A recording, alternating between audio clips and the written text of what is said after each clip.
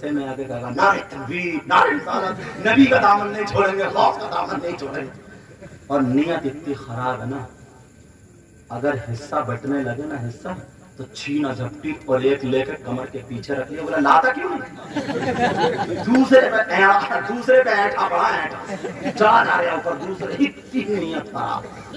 और बताऊं, अगर निकाह के मौके पे ना 2 किलो छुआरे बांटने दे दिए जाए तो बांटने वाला एक मुट्ठी ले और एक मुट्ठी आधे ले जाओ, फिर रुमाल झाड़ लगा लो, खत्म। अब बताओ, जब तू 2 किलो छुआरों में सही इंसाफ नहीं कर सकता तो अल्लाह ताला तुझे बादशाह कैसे बनाएगा?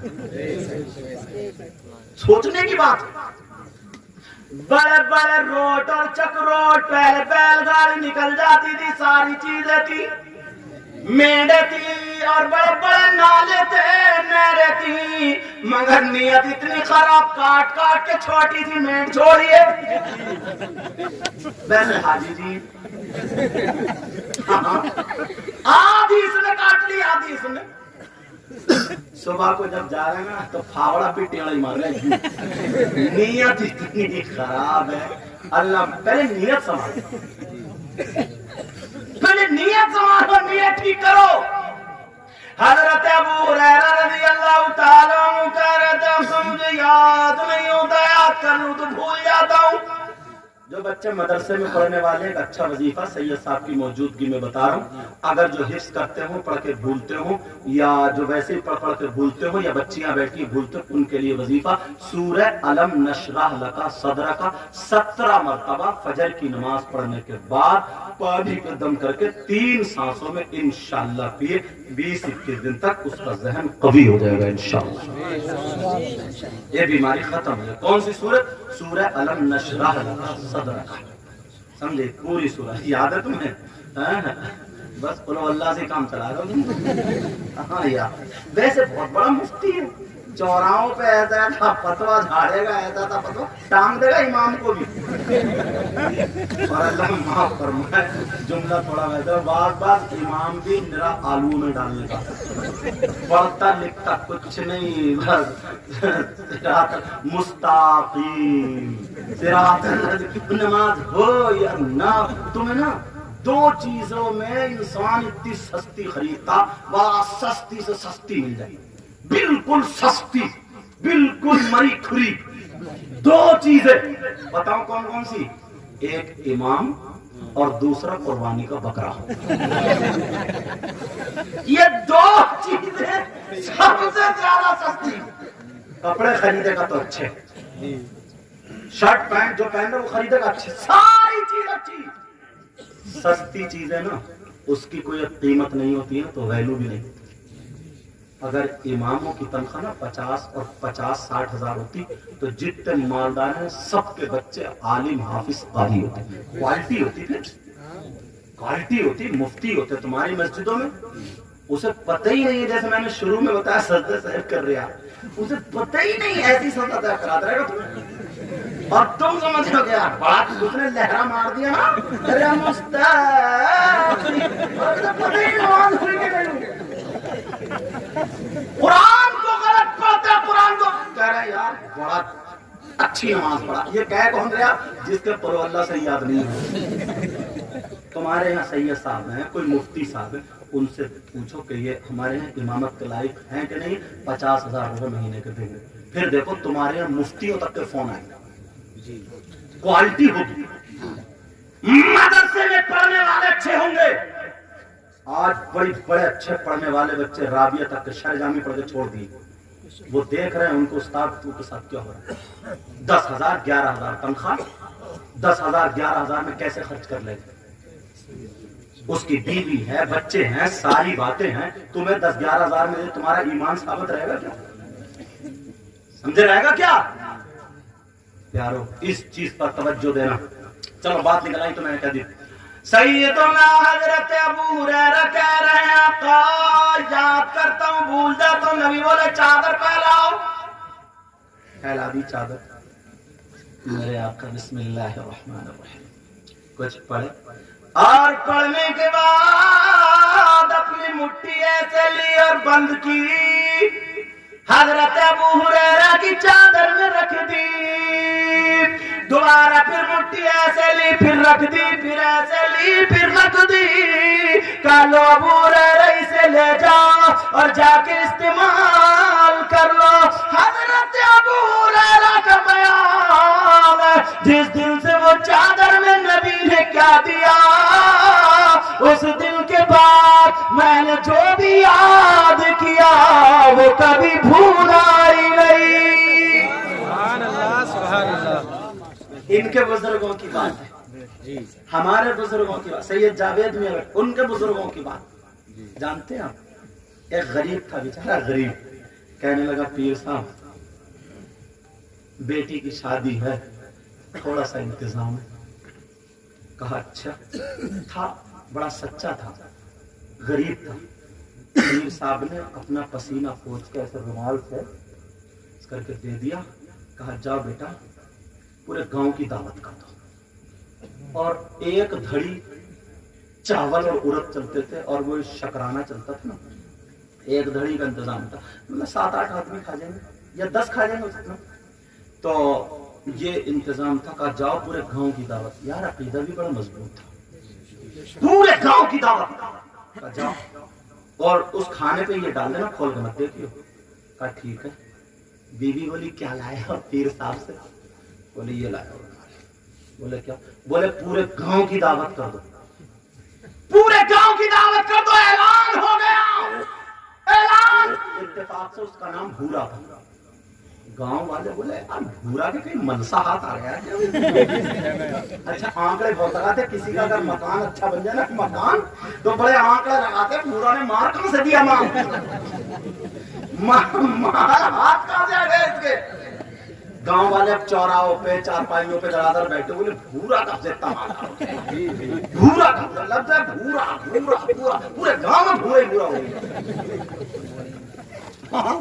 اللہ اللہ، بیوی بھی بڑی اچھی بیوی تھی، اس نے یہ نہیں کہا، مگر جب شام کو چرچا ہوا کیا ہوگا، کہا تم نے کیا کہا تھا؟ کہ میں نے تو یہ کہا پیر صاحب 5-7 آدمیوں کا انتظام ہے۔ وہ آل رسول پیر صاحب کہنے لگے جا پورے گاؤں کی دعوت کر دے، مگر میرا دل دھڑک رہا۔ بیوی نے پیٹ پہ ہاتھ پھیرایا، کہا پریشان مت ہو، ہم تو 5-7 آدمیوں کو دیکھیں گے، باقی کو پیر صاحب جانے۔ بیوی بولی آج کی ہوتی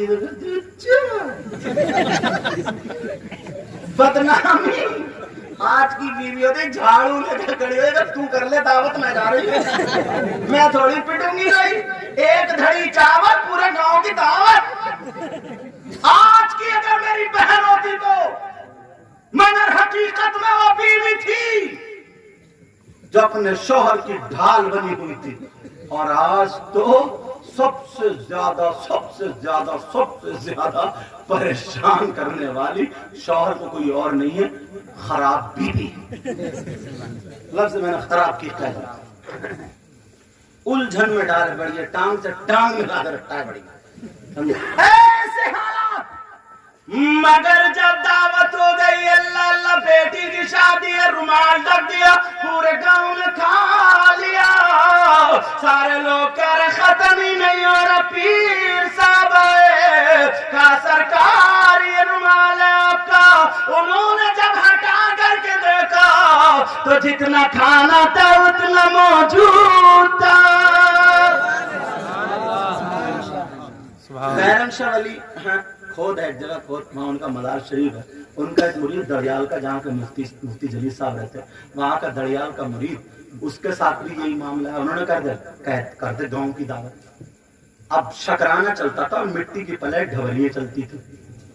کہا ٹھیک ہے، کہیں سے فقیر آ گیا، پورے گاؤں کو کھلایا جا رہا، پورے گاؤں کو ختم ہی نہیں ہو رہا، ایک فقیر آ گیا، اور اچھا لوٹے کی ٹوٹنی جو ہوتی تھی نا یہ بدن، تو اس سے جو تھا گھی ڈالا جا رہا، گھی، اتنا گھی چلتا تھا، دیسی گھی، سمجھ رہا ہے عرفان بھائی؟ کہاں گئے؟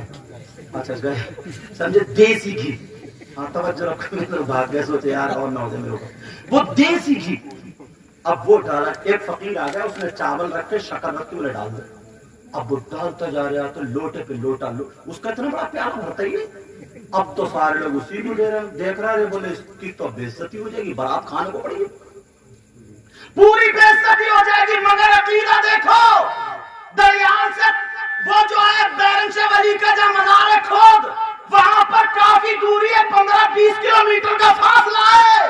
تمہارے موبائل کی رینج، تمہارے موبائل کا نیٹ ورک، تمہارے موبائل کی باتیں ختم ہو جاتی ہے، مگر اللہ والے کا جو ایمان کی رینج ہوتی ہے، جو ایمان کا نیٹ ورک ہوتا ہے، سنو اس نے وہیں سے پکارا میرے پیر مجھے بچاؤ، آنکھ بند کر کے جب کہا آنکھ کھولی ہے تو بیرنگ شاہ ولی وہیں پہ کھڑے تھے، کہا کیا بات ہے ذرا بتا، کہا اس کا یہ کلہ نہیں بھرتا ہے، اس کا پیالہ نہیں بھرتا ہے، انہوں نے لوٹا ہاتھ میں لے لیا، بیرنگ شاہ ولی ڈال رہے ہیں، وہ نیچے سے پیالہ لگائے تھا، گھنٹوں گزر گئے، لوگ دیکھ رہے ہیں، کھانا چھوڑ دیا، ادھر نہ پیالہ بھرتا ہے نہ ان کے لوٹے کا ختم ہوتا ہے، گھنٹوں ڈالتے ہوئے گئے، نیچے سے بولا بھرے گا نہیں، تو یہ کہنے لگے میں بھی حسین کی اولاد ہوں، ختم ہونے کا بھی نہیں۔